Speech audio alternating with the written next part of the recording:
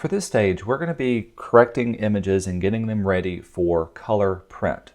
Before we open up anything else, let's go to Edit and go down to our color settings.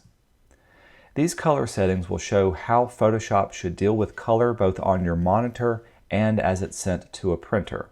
And you can change up these settings depending on how you want to be able to work. So the first setting we'll do is under Settings. Let's change it to North America Prepress 2. Let's change our RGB values for our working space to be our monitor, and change our CMYK values from web coded to US sheet-fed coded version 2.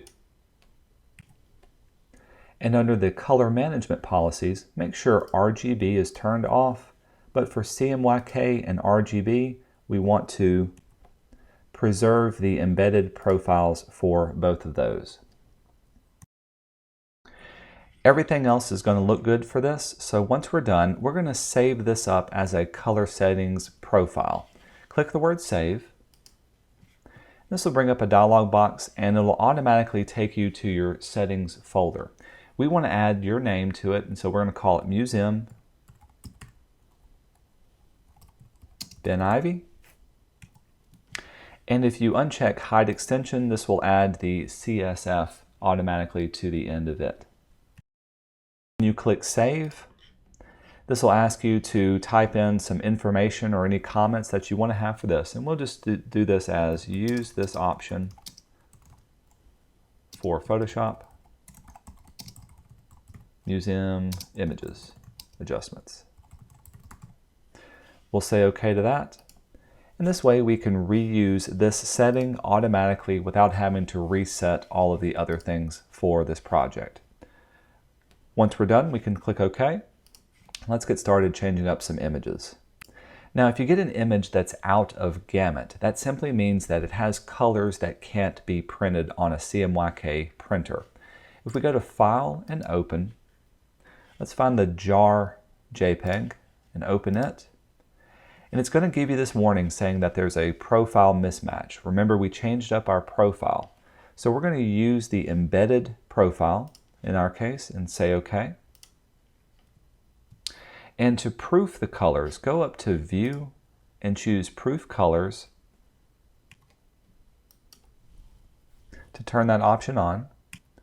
And when you do this, it really doesn't look like much has been done. So let's go to View and turn off Proof Colors. And it's subtle, but it really doesn't show me where the differences could be. So let's see if there's a Gamut Warning. So let's go to View, down to Gamut Warning.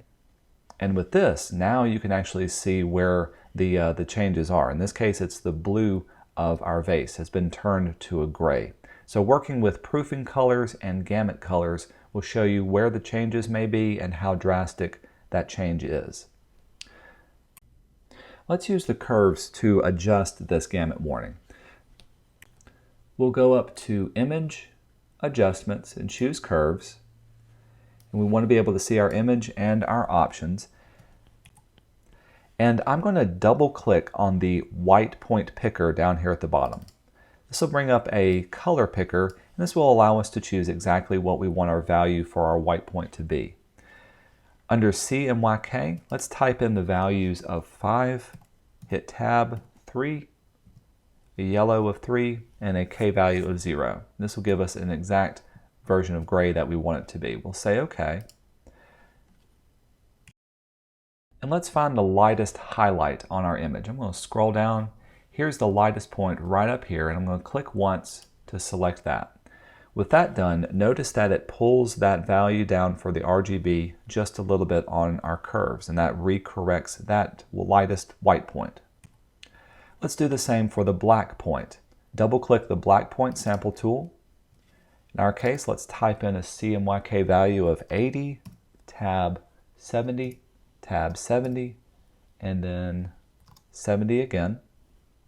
We'll say OK to this, and we'll select the blackest or the darkest point.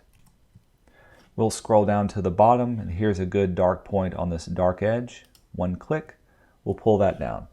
Once we've done this, this gets rid of a good portion of our gamut warnings. but it still may not get all of them. If it doesn't for yours, that's okay. We can say okay to this. If it gives you a warning, we'll say no. But in the next portion, I'll show you how to get rid of all of the gamut warnings by converting your image from an RGB to completely to a CMYK image.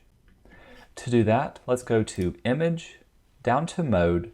You can see we've been working in RGB mode, but if we choose CMYK, this will give us a warning box saying, hey, are you sure you want to do this? We'll say okay to that.